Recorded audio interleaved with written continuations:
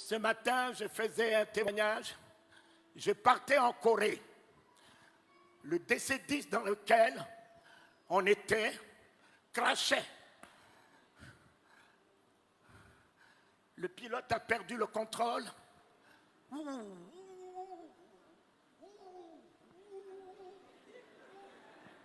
On entend dans l'avion, je vous salue Marie, je vous salue Marie, je vous salue Marie.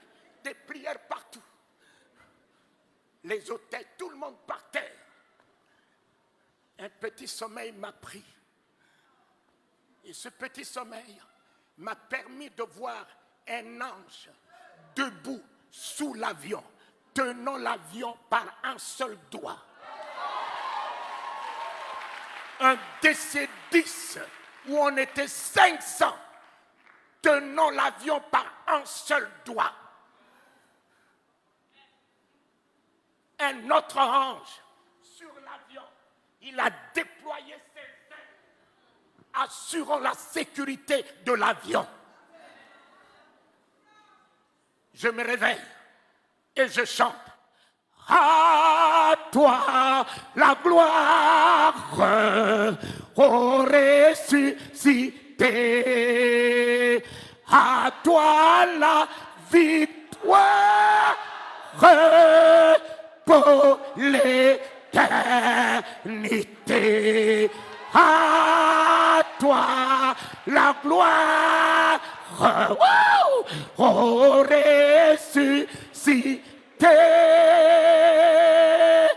À toi la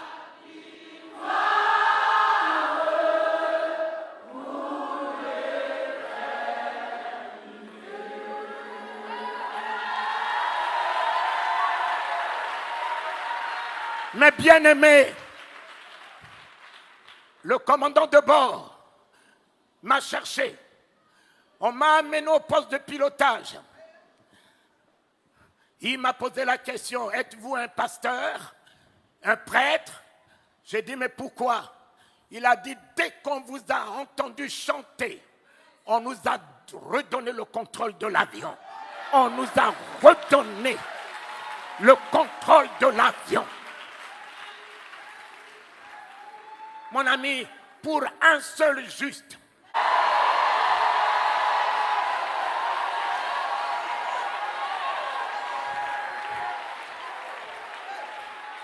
tu es le seul juste dans ta famille.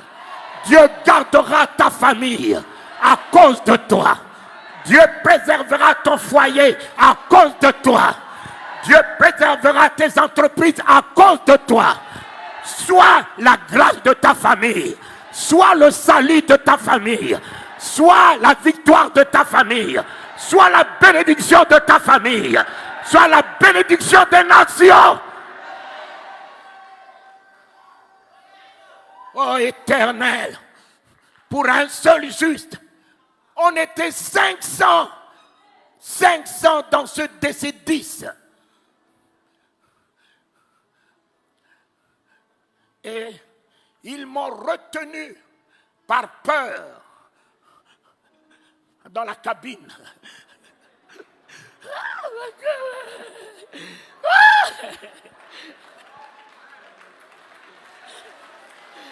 Et en arrivant en Corée du Sud, j'allais à la convention de mon frère Yandi Cho. J'étais le seul de la francophonie en 84. Et le commandant de bord me signe 3 chèques en blanc. Il me dit, connaissez-vous la valeur d'un avion? C'est vous qui l'avez sauvé. Connaissez-vous combien l'assurance devait débloquer pour 500 vies qui seraient en péril?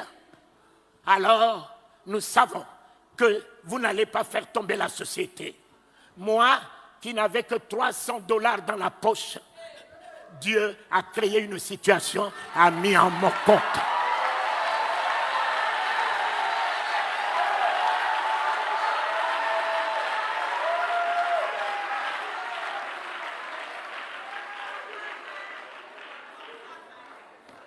Dieu a créé une une situation, il fait concourir toutes choses à notre bien.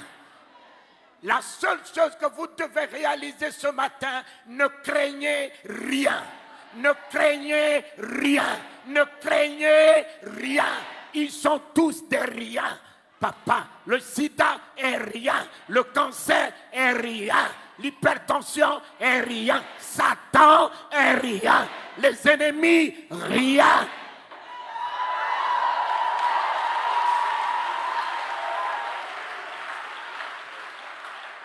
C'est la peur. C'est la peur qui vous déséquilibre. C'est la peur. C'est l'angoisse. C'est l'inquiétude. Voilà la porte d'entrée de Satan. Et si tu fermes cette porte par une foi ferme, Satan ne peut plus rien sur toi. Tu es plus que vainqueur.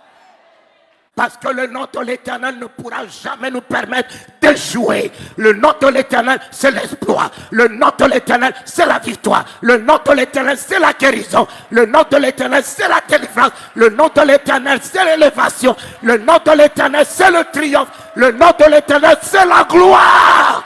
C'est la gloire. C'est la gloire. Mon Père, le sida ne tiendra point.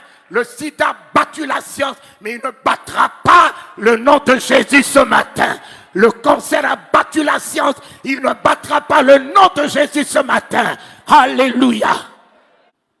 L'homme qui atteint son apogée face à la mort.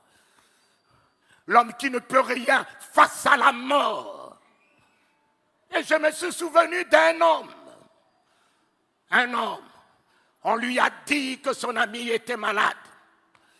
Il pouvait même envoyer la guérison puisqu'il était lui-même. La guérison était dans sa bouche. Il a attendu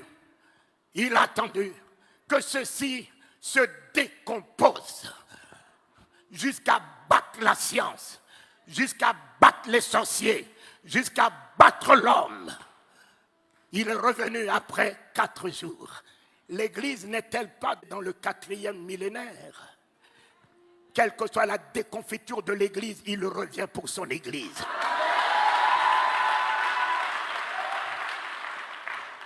Le 4e jour s'annonce. L'Église ne sera pas ravie dans cette déconfiture. L'Église sera ravie dans la gloire, dans l'autorité, dans la puissance. Lorsque l'Église revêtira toute son autorité capable de changer les événements, de changer les circonstances, d'appeler à l'existence ce qui n'existe pas, de faire fléchir les genoux des sorciers, des augures, des magiciens, relever les défis des maladies incurables, alors c'est à ce moment qu'il reviendra chercher l'Église pour que l'Église laisse un trou dans le monde. Il vous a donné le pouvoir de marcher sur le serpent, sur le scorpion. Il vous a donné l'autorité de son nom. Il vous a donné la puissance du Saint-Esprit. Il est en vous, il est avec vous. Ce n'est plus lui. C'est à vous de vous lever et dire, nous relevons le défi. Nous changeons les événements. Nous changeons les circonstances. C'est ce que Dieu attend de l'Église. L'Église n'est pas un bâtiment, c'est bien toi. Dieu parle avec ta bouche. Dieu guérit avec tes mains. Dieu sauve avec toi. Alléluia!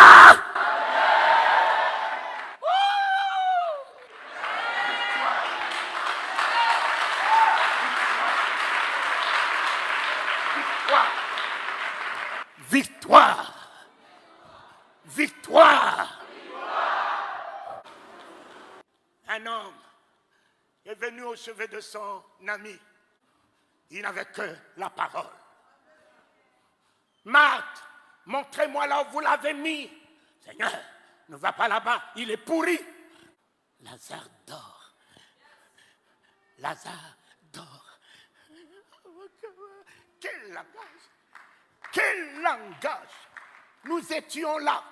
Nous l'avons vu mourir. Quel est le genre de ce prophète? Il n'était pas là.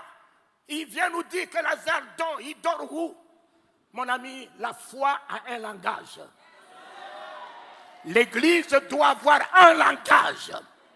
L'Église ne doit pas parler le langage des événements. L'Église ne doit pas parler le langage des circonstances. L'Église doit être au-dessus des événements, au-dessus des circonstances. Tout va bien.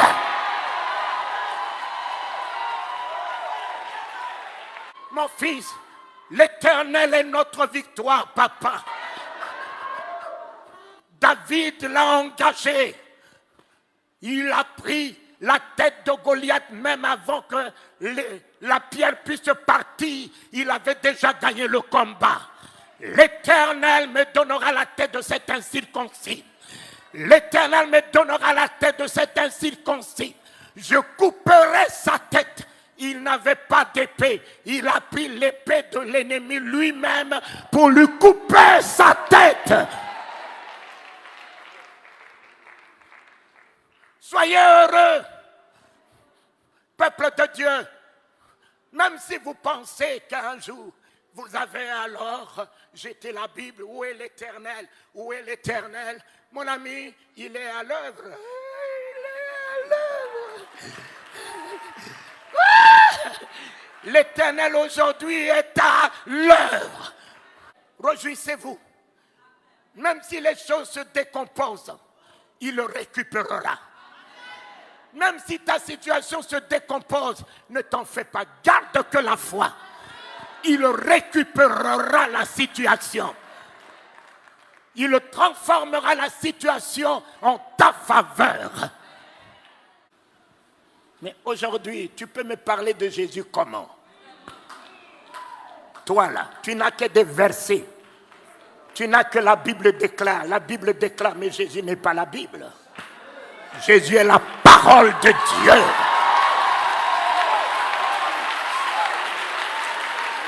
Jésus n'est pas la Bible. Jésus n'est pas la Bible. La Bible déclare quoi? Déclare quoi? Jésus est la parole. La parole de Dieu est un homme. Ce n'est pas un livre que tout le monde utilise, les sorciers utilisent, les maçons utilisent. Mais Jésus n'est pas un parchemin. Il est la parole par laquelle Dieu a créé les cieux et la terre. Faite chair. Elle est venue dans ce monde, un homme. La Bible est pour la tête. Mais la parole de Dieu n'est pas pour la tête. La parole de Dieu se tient à la porte du cœur. Ils ont des grosses têtes, mais ils n'ont rien dans le cœur. Papa, ils ont des grosses têtes, des versets, des chapitres, des prophéties, de ci, de ça. Mais ils n'ont rien dans le cœur. Mon ami, le jour où la parole de Dieu rentre dans ton cœur, tu n'as plus de place pour la haine. Tu n'as plus de place pour la rancœur. Tu n'as plus de place pour la colère. Tu n'as plus de place pour l'hypocrisie. Tu n'as plus de place pour parler du mal de quelqu'un. Tu n'as plus de place pour penser du mal de quelqu'un. La parole de Dieu dans mon cœur est l'amour, est la bonté, est la générosité, est l'humilité, est la grâce, est la compassion. La parole de Dieu dans ma vie, dans mon cœur, est la vie,